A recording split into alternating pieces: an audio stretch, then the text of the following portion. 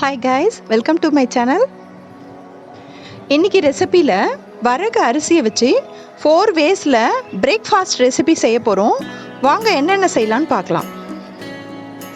First நம்ம வரகு பொங்கல் செய்ய போகிறோம். ரெண்டாவதாக நம்ம வரகு தோசை செய்ய போகிறோம். மூணாவதாக நம்ம வரகு இட்லி செய்ய போகிறோம். லாஸ்ட்டு ஒன்றா நம்ம வரகு உப்மா செய்ய போகிறோம். வாங்க எப்படி செய்கிறதுன்னு பார்க்கலாம். பொங்கல் செய்கிறதுக்கு 1 கப் அளவுக்கு வரகு ரைஸ் எடுத்துக்கலாம். இதில் 1/2 கப் அளவுக்கு மூங் தால் போட்டுக்கலாம். மூங் தாலை ட்ரை பேனில் நல்லா ஃப்ரை பண்ணிக்கோங்க. அதுலேருந்து ஒரு வாசனை வரணும், அந்த அளவுக்கு ஃப்ரை பண்ணி எடுத்துக்கோங்க. இப்போ 1 கப் வரகு ரைஸை நல்லா க்ளீன் பண்ணி எடுத்துக்கலாம். க்ளீன் பண்ண வரகு ரைஸை குக்கரில் போட்டுட்டு அது கூடயே மூங் தாலை ஆட் பண்ணிடலாம். டோட்டலாக நம்ம ரெண்டையும் சேர்த்து பருப்பையும் ரைஸையும் சேர்த்து 1.5 கப் எடுத்திருக்கோம். ஸோ நம்ம இங்கே 3 கப் வாட்டர் விடணும். அது கூட இன்னொரு 1/2 கப் எக்ஸ்ட்ரா விட போகிறோம்.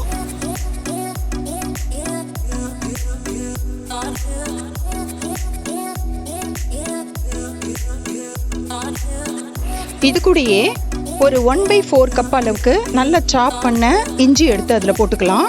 அது கூட 1 ஸ்பூன் ஃபுல்லாக சால்ட்டு, ஒரு சின்ன டீஸ்பூன் அளவுக்கு பெருங்காய பவுடர் அதையும் சேர்த்துக்கலாம்.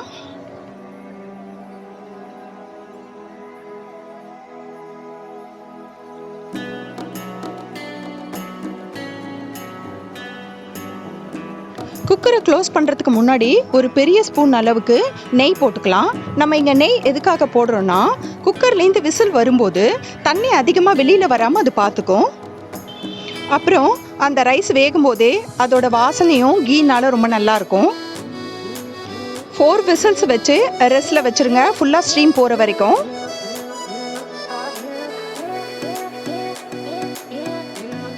இப்போ ஒரு ட்ரை பேன் எடுத்துக்கோங்க. அதில் 1/4 கப்பு நெய் சேர்த்துக்கலாம். இந்த நெய் கொஞ்சம் சூடானதுக்கு அப்புறமா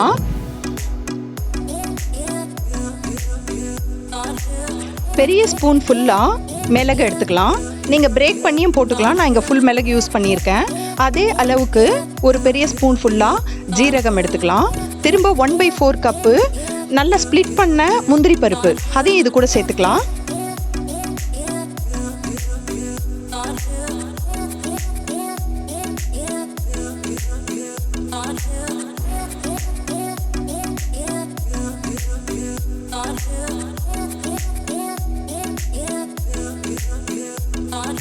இந்த வரகரிசியில் நீங்கள் ஸ்வீட் பொங்கல் செய்யலாம். நம்ம இங்கே 1.5 கப்பு எடுத்துருக்கோம் இல்லையா, ரெண்டும் சேர்த்து மெஷர்மெண்ட்டில். அதே அளவுக்கு வெல்லம் மெல்ட் பண்ணி நீங்கள் ரைஸை வேக வைக்கும் போது மில்கில் வேக வச்சு இது கூட ஆட் பண்ணிங்கன்னா ரொம்ப நல்ல ஸ்வீட் பொங்கல் கிடைக்கும்.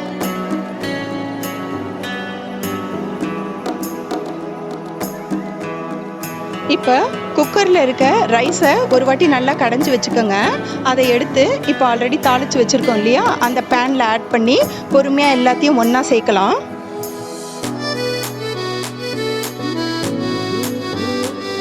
இந்த வரகு பொங்கல் ரொம்ப டேஸ்ட்டாக இருக்கும். நார்மல் பொங்கலை விடவே இது ரொம்ப நல்லாயிருக்கும். ஏன்னா இது இந்த மில்லட் ரொம்ப சின்ன சைஸில் இருக்கிறதுனால ஈஸியாக வெந்து ரொம்ப நல்லா எல்லாம் ஒன்றா சேர்ந்து ரொம்ப டேஸ்ட்டாக இருக்கும்.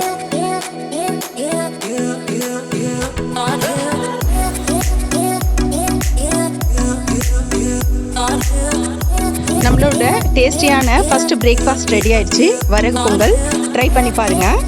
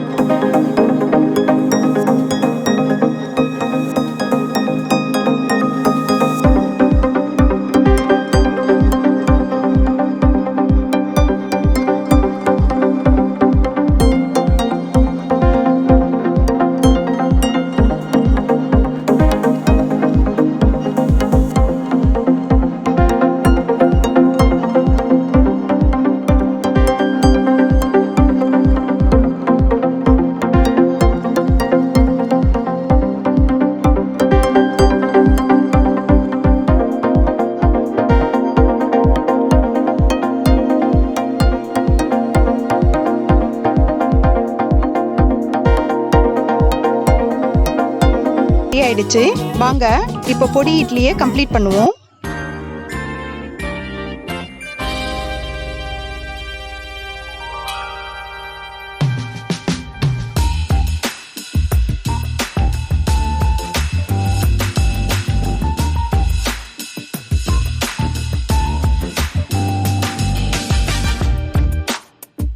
கொஞ்ச நேரம் ரெஸ்ட்டில் வந்தோடனே அழகாக இது கட் பண்ண ஈஸியாக வந்துடும். இதை நம்ம சின்ன சின்ன பீசஸாக பண்ணி ஆல்ரெடி நம்ம வீட்டில் செஞ்சு வச்சுருப்போம் இல்லையா இட்லி பொடி, அதையும் போட்டு இதை நம்ம ஒன்றா கலக்க போகிறோம். ஒரு கடாயில் 3 ஸ்பூன்ஸ் அளவுக்கு எண்ணெய் விட்டுக்கோங்க. எண்ணெய் கொஞ்சம் சூடானதுக்கப்புறமா இட்லியை ஒரு வாட்டி பெரட்டி எடுத்துடலாம். அதில் பெரட்டினதுக்கப்புறமா அதுக்கு மேலேயே 2.5 ஸ்பூன்லேருந்து 3 ஸ்பூன் அளவுக்கு இட்லி பொடி எனக்கு இங்கே தேவைப்பட்டுச்சு. உங்களுக்கு தேவைப்படுற அளவுக்கு நீங்கள் எக்ஸ்டெண்ட் பண்ணியும் போட்டுக்கலாம்.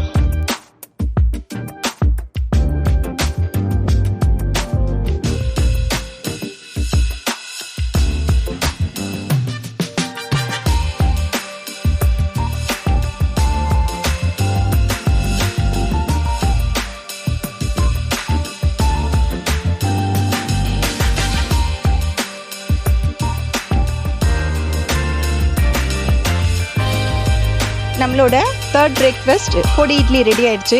லாஸ்ட் நம்மளோட உப்புமா எப்படி செய்யறதுன்னு பார்க்கலாம் வாங்க.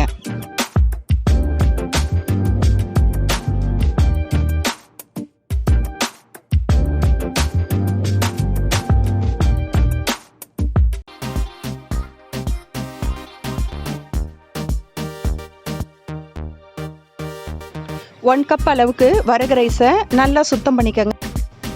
ஒரு 8 ஹவர்ஸ்க்கு இதை நல்லா ஊற வச்சுக்கலாம். ஃபில்டர் பண்ணிக்கோங்க. தண்ணி ஃபுல்லாக போகணுன்னு அவசியம் இல்லை. ஜஸ்ட்டு ஃபில்டர் பண்ணி ஒரு ஸ்டீமரில் அதை நல்லா ஸ்டீம் பண்ணிக்கலாம். இங்கே நான் அது மேலே பனானா லீஃப் போட்டு ஸ்டீம் பண்ணியிருக்கேன் ஒரு வாசனைக்காக. இது 20 மினிட்ஸுக்கு நல்லா ஸ்டீம் ஆகணும். ரைஸ் அமுத்தி பார்க்கும் போது ஒரு நல்ல சாஃப்டாக இருக்கணும். அந்த அளவுக்கு இது ஸ்டீம் ஆகணும். இந்த மாதிரி ஊற வச்ச ரைஸ் இருக்கு இல்லைங்களா, இதை நம்ம ஒரு மிக்சியில் போட்டு பவுடர் பண்ணிக்கலாம். ஒரு 1-2 பவுடர் பண்ணி எடுத்துட்டு அதை நம்ம புட்டு செய்வோம் இல்லையா, அதே மெத்தடில் புட்டாவும் செய்ய முடியும்.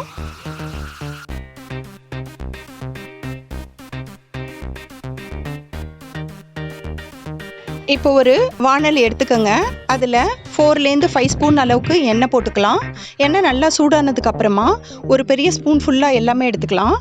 கடுகு 1 ஸ்பூன், 1 ஸ்பூன் சீரகம், 1 ஸ்பூன் அளவுக்கு உடைச்ச உளுந்து இருக்கு இல்லைங்களா அது, 1 ஸ்பூன் அளவுக்கு கிராம் தால், அப்புறம் 2 ஸ்லிட் அளவுக்கு கருவேப்பிலை போட்டுக்கோங்க. இந்த சீட்ஸ் எல்லாம் நல்லா கிராக் ஆனதுக்கு அப்புறமா 6 க்ரீன் சில்லிஸை ஸ்லைஸ் பண்ணிக்கோங்க. அது கூடயே ஒரு ஆனியன் ஸ்லைஸ் பண்ணதை போட்டுக்கலாம். ஆனியன் கண்ணாடி பதம் வந்தால் போதும். அது கூடயே ஒரு டொமேட்டோவை சாப் பண்ணி அது கூடயே சேர்த்துடலாம். ஒரு சின்ன பீஸ் இஞ்சியும் சாப் பண்ணி போட்டுக்கோங்க. தக்காளி போட்ட உடனே 1/4 கப் அளவுக்கு 2 எடுத்துக்கணும். கேரட் அண்ட் பீன்ஸு 2 போட்டுக்கலாம். 2 நிமிஷம் மூடி போட்டு வேக வச்சுக்கலாம்.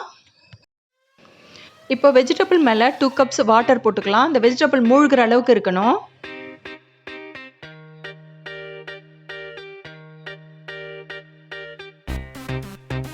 இது கூடயே 1 ஸ்பூன் சால்ட்டையும் போட்டு ஃபுல்லாக மிக்ஸ் பண்ணிக்கலாம். இதில் நம்ம ஆல்ரெடி ஸ்டீம் பண்ணி வச்சுருக்கோம் இல்லையா வரகு ரைஸு, அதையும் ஆட் பண்ணி வேக வைக்க போகிறோம் திரும்ப.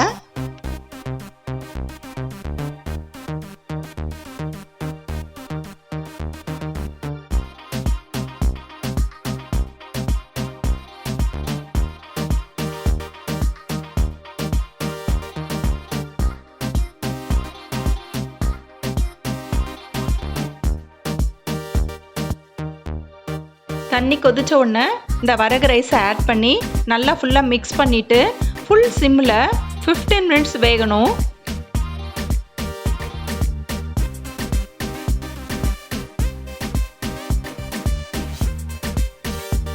இது மேலே வாழை இலையை மூடி வச்சு நீங்கள் வேக வைக்கலாம். வாசனை நல்லாயிருக்கும்.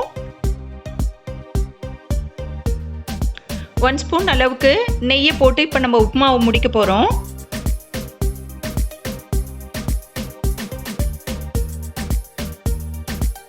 நம்மளோட ஃபைனல் பிரேக்ஃபாஸ்ட் வரகு உப்புமா ரெடி ஆயிடுச்சு. ஹெல்த்தியான 4 வேஸில் வரகு பிரேக்ஃபாஸ்ட்டு இங்கே காமிச்சிருக்கோம். ட்ரை பண்ணுங்க கைஸ். இந்த வரகு ரைஸ் கோதுமைக்கும் அரிசிக்கும் ஒரு ஆப்ஷனாக இருக்கும். மறக்காமல் சப்ஸ்கிரைப் பண்ணுங்கள்.